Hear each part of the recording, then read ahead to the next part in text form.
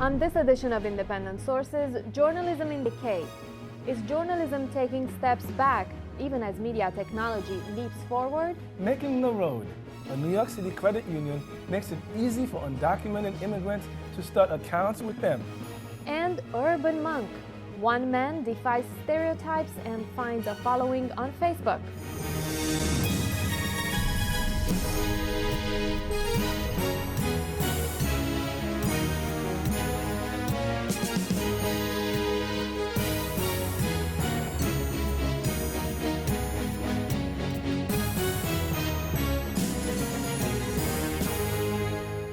Welcome to Independent Sources. I'm Viano Ravinka. And I'm Gary Pierre-Pierre.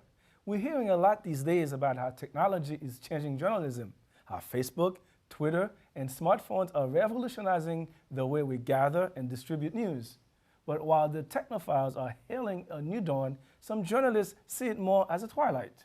A twilight of quality journalism produced by professionals and not just anyone pointing and shooting a smartphone and camera.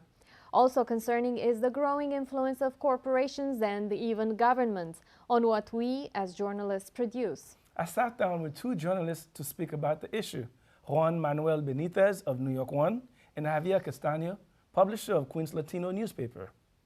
It seems like in the last decade or so, our business, the business of news and journalism in general, has become so different than it has ever been. First, we have a transformation technologically speaking, and then we have an economic malaise, recession, depression, no matter how you describe it. So now, let's talk about it in a broad sense. What is the future of journalism? How do we move forward, journalistic speaking, and dealing with democracy in this country and what we do? Well, I think we don't have to be afraid of the future. I think there's a bright future for journalism. We don't have to be afraid of the changes, of the new methods or ways of communicating the information. I think we have to try to learn new ways to communicate that information. But at the end of the day, it's a really good time for journalists, really good time for media. It's just that now we have more media, and it's always been the case that government or power always tries to influence media. So that's nothing new. Sure. But what about the economic of it? Javier, you publish a small weekly paper in Queens. How do you do it in terms of getting the paper out every week and having to balance pressures from the public and private sector and with what you do? You place the question in the right direction. As you mentioned at the beginning, that the business of news is changing and what the future is going to be. And it's very interesting because the business is what is driving everybody crazy, the new technology. But in terms of journalism, it's the same. It's basically reporting and writing. The problem is that the internet is full of people doing copy and paste. We have to go beyond that. And everybody wants to create a website for entertainment and sports and a lot of sex and drive a lot of tags with a lot of traffic. So for a new alternative like my publication, queenslatino.com, that is print and also digital. So it's a tough time because people are not announcing, not putting advertising, and getting the local information is also tough because it costs money and time. But we are getting there, and a lot of people are doing the same. So what we are seeing, I believe so, is that the big companies, big corporations are just shrinking. And on the bottom, there is a movement that is coming together. One, I mean, now it seems like from a journalistically speaking standpoint, it's, you have Fox News on the right and you have MSNBC, and that seems to be what's driving the dialogue in American journalism today. Is that a good thing, and where do we go from there? Are we talking about news or fiction? Is there a difference? Sometimes you can't really tell the difference. I do think, Fox News has been really successful doing what they do, and they do mostly opinion. That's one thing. And that's always existed in journalism, the opinion pages or the editorial pages. MSNBC has tried to carve also some sort of niche market on the other side of the spectrum. And they are highly successful, but I think we have to look at the broader picture. There are more media organizations out there, more journalists doing their job, and I think it's if we just keep fixated on that, yes. Do they drive the political debate or the political agenda? Sometimes. Is that a good thing? Is that a bad thing? Maybe it's an okay thing. You don't have to put it in terms of good and bad. At the end of the day, there's a lot of information out there, and you have many different outlets to get your information from. You know, it's interesting because you're saying that there are opinion pages, but if you look at the history of American journalism, newspapers started out as mouthpiece for political parties. Mm-hmm. And then as the country matured, these newspapers distanced themselves and said that they are objective now. Are we seeing us now going back to the way it was in the past? What do you think, Juan? In terms of the handling of the news? Yeah, I mean, if you look at a lot of newspapers back in the 1800s, they were directly a mouthpiece of the Democratic Party or the Republican Party, the Whig Party. And now, are we seeing the same thing with publications? We have seen many directions the journalist is taking.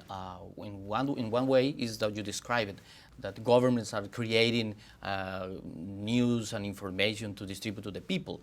But also on the other side, more independent sources, independent people are doing exactly the same. So I guess we are independent sources, huh? Yes, in many ways, and that's necessary. That's very important.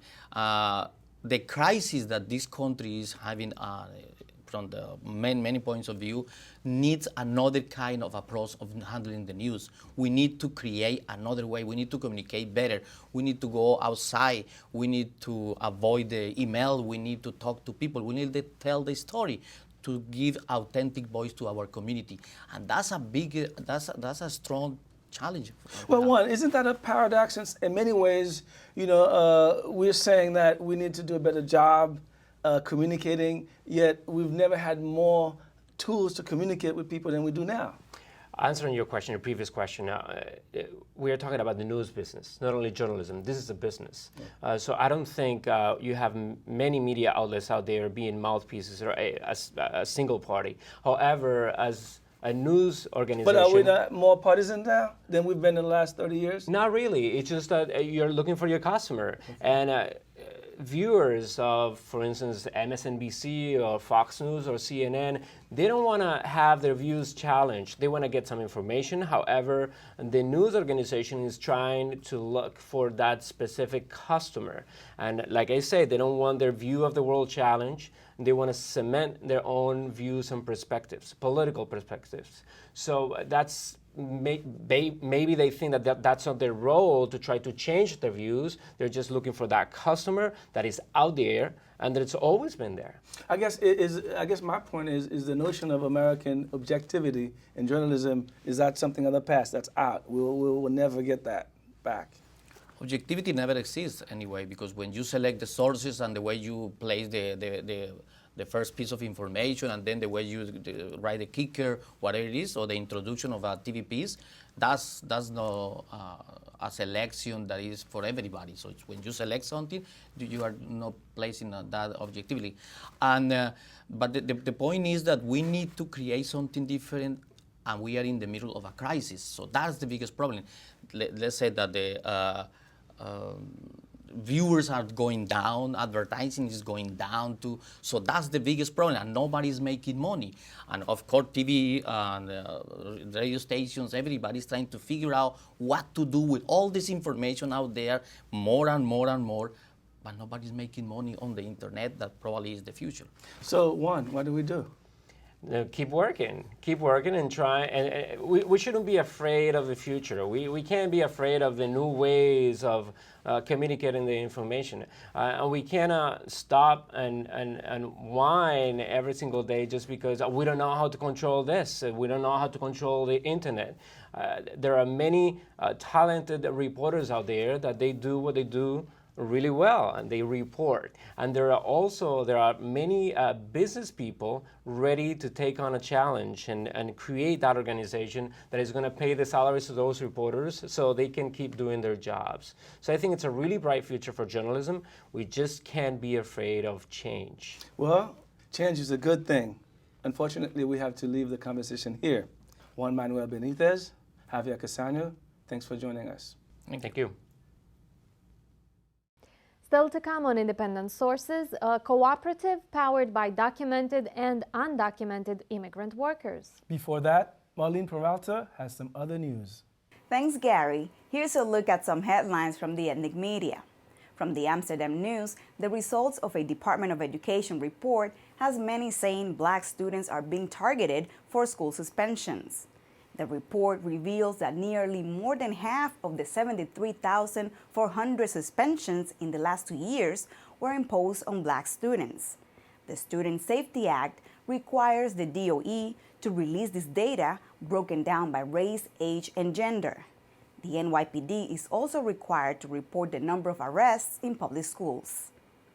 El Diario La Prensa did a week-long special report on the 10th anniversary of the tragic crash of Flight 587 that left over 200 dead. Most of the passengers were Dominican-born New Yorkers. The special coverage included stories on children who lost their parents and families. They also highlighted the split over compensation and the changes in air regulations after the crash. The disaster happened just 2 months after the terrorist attacks on the World Trade Center. According to the Russian Bazaar, the 37 students arrested last year from Russia are getting very light sentences. This despite serious charges for forging documents and creating a computer virus to steal $3 million from financial institutions. The newspaper reports that their sentence ranged from 2 to just 11 months, although the most serious charge was conspiracy to commit bank fraud. Some of them are still on the loose and many have already returned home. The Forward reported on the sex-separating seating accommodations on public commuter buses that travel between Brooklyn and an ultra-Orthodox Jewish community in upstate New York. The paper notes that although its ultra-Orthodox riders view the separation as essential to Jewish modesty requirements, it has caused controversy among civil rights advocates who call the practice unlawful. The commuter buses are operated by Monroe Bus, a private company that as of 2010 received $1.6 million in public funding from New York State government. And finally, Pakistani officials celebrated Pakistan's election to the United Nations Security Council, the Pakistani newspaper reports. Many of the event's participants, including politicians, highlighted the significance of this victory, saying it happened despite a negative campaign by Western media. Those were just a few headlines from the ethnic media. Back to Gary and Vianora in the studio. Thanks, Marlene. The Brooklyn Cooperative Federal Credit Union and the Immigration Advocacy Group Make the Road New York have collaborated to form a program that would help documented and undocumented immigrant workers access financial services such as loans and financial counseling.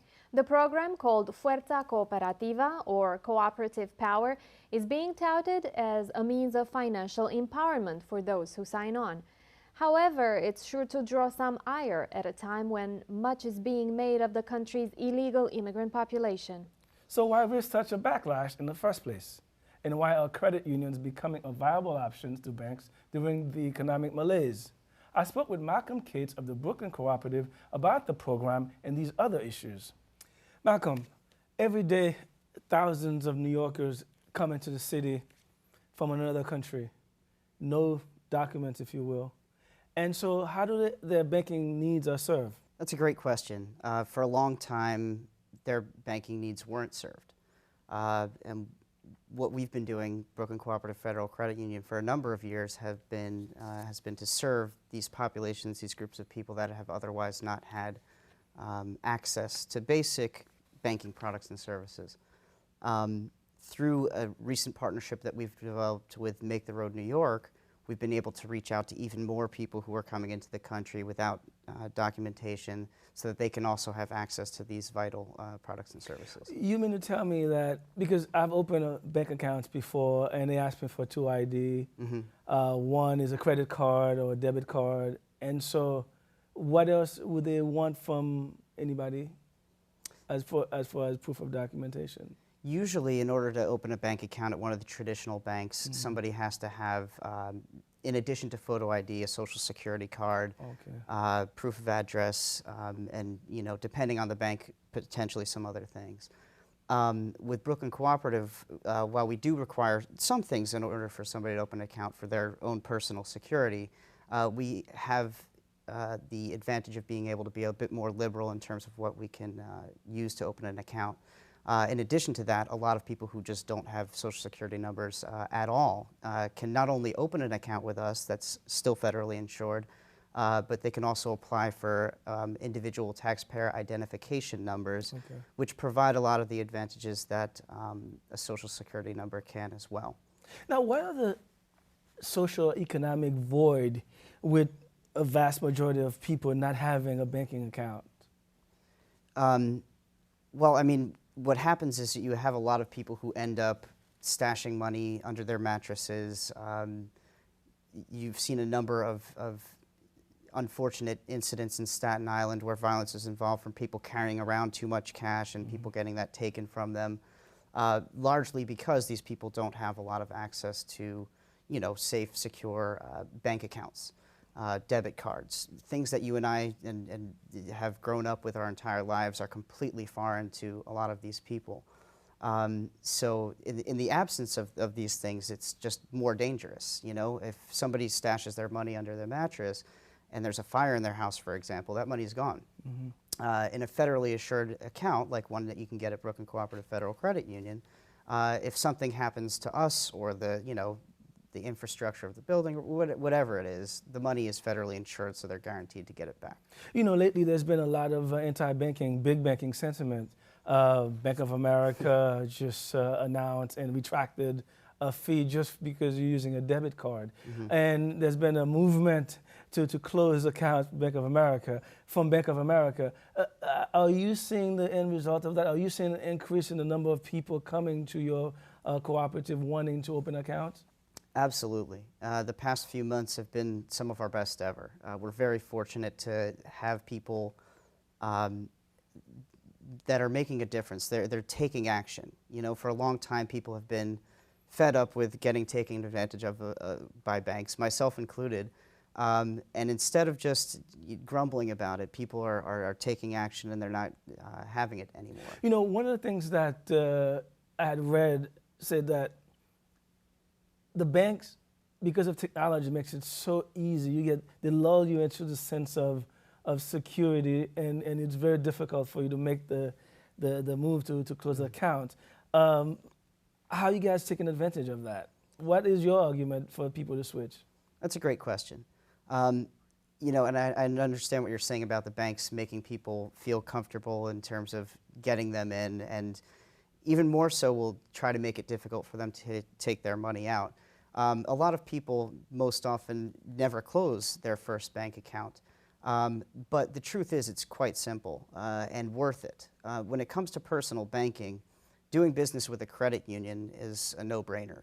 Why is that? I mean, do you give a better rate? What do you provide that Bank of America or Chase or any other big bank for that matter doesn't provide? Sure. Well, a credit union is very much like a bank, but better. Okay, so we offer a lot of the same products and services that a bank does in terms of savings accounts, checking accounts, loans, things of that nature. But the fundamental difference between us and a bank is that banks are for-profit and we're not.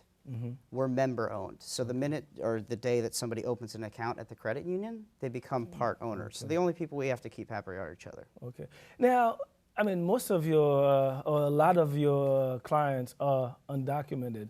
And I don't need to tell you, there's been a lot of backlash against immigrants in this country lately. Does any of that come to you? Do you feel it at the cooperative? We do, of course, but we have our mission, and that's to serve the neighborhoods that we're in, the people in the neighborhoods that we're in, and that's what we stay focused on. And what other neighborhoods? What neighborhood do you serve? The credit union has two branches, one in Bushwick, Brooklyn, and one in Bedford-Stuyvesant, Brooklyn. And then you have a partnership with, can you tell us about that? Sure. We have a partnership with Make the Road New York, which is one of New York's largest immigrant advocacy organizations. The partnership is called Fuerza Cooperativa, or Cooperative Strength. Make the Road New York has 3 different offices, one in Brooklyn, one in Queens, and one in Staten Island. So through this partnership, we're able to not only offer the products and services in the credit unions, or I'm sorry, the products and services of the credit union in Make the Road's offices, but we're able to provide additional services that Make the Road traditionally didn't, such as the ITIN numbers or individual taxpayer identification numbers. Well, you know, Homeland Security has tightened up a lot of regulations about banking, who can open a banking account, who can make money transactions, you know, for a whole host of reasons. How do you deal with that? I mean, are you operating within the law? How do you operate? Absolutely. You know, we run every name through the OFAC system. We follow all the requirements set forth by the government in terms of properly screening and reporting certain transactions. So while we want to serve everybody that we can, we certainly take the necessary precautions to make sure we're not doing anything out of the ordinary. Do you have extra paperwork? Do you have extra pressure from the federal government? I mean, are you under a lot more scrutiny these days than you have been in the past? You know, that's a better question for somebody higher than myself to answer, I would say, but I can tell you that the credit union in general, as a whole, follows all of the requirements that any other credit union would. And should I ask the final question? Is business booming for you these days? It's booming, but we can always use more, so if anybody wants to come down and open an account, I'd be happy to help them personally. All right, thank you very much, Malcolm Cates. Thank you. When we come back, how one Hare Krishna monk is defying stereotypes about his beliefs. How you doing? My name's Steve.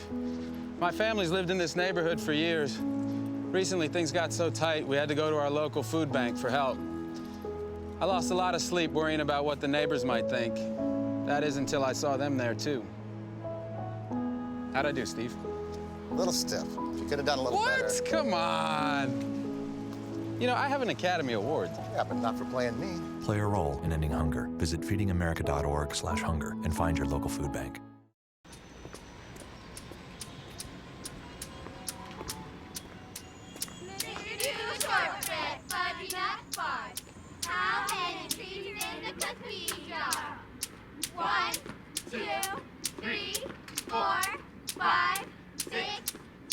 The smallest moments can have the biggest impact on a child's life. Take time to be a dad today.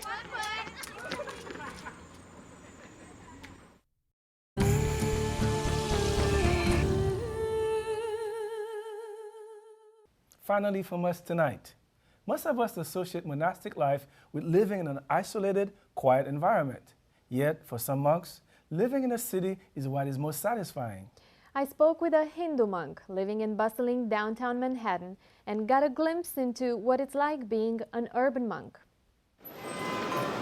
A city like this definitely makes it more challenging. New York City doesn't really support spiritual life and what to speak of monastic life, but that's in one sense our challenge. A challenge that Gadadhar Pandit Das shares with about a dozen other Hindu monks living in this space on a vibrant section of the East Village. This group of monks is itself a melting pot, reflecting the faces one sees in the streets of New York. One person who just moved in, he has a PhD in physics. He worked for a whole year in Columbia University's physics labs. He's from South America. Another monk living here, he's from Switzerland. He has a master's degree in mathematics. We have another monk who got his film degree from NYU.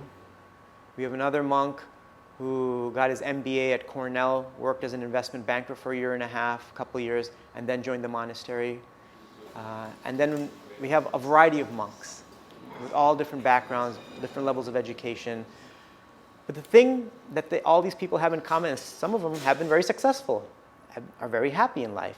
We're very happy, but wanted something deeper. Pandit does not think it is necessary to move away from the busy environment that the city represents to achieve a deeper life experience. It's true that a lot of monastic orders suggest that you live in an isolated, more peaceful environment. It's also recommended for the monks within our order to spend time in the cities because that's where the level of stress and distress is the highest. You know, in one sense, it gives us a chance to really practice the act of compassion.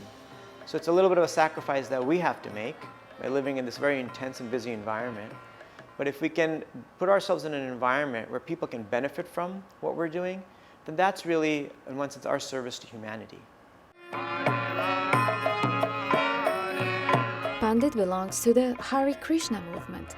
Hare Krishnas were very visible in the 1970s in New York and elsewhere in the US. Americans had mixed feelings toward them. To some, they captured a nonconformist mentality, while to others, they were a cult. I asked Pandit how people react to him and the other monks today.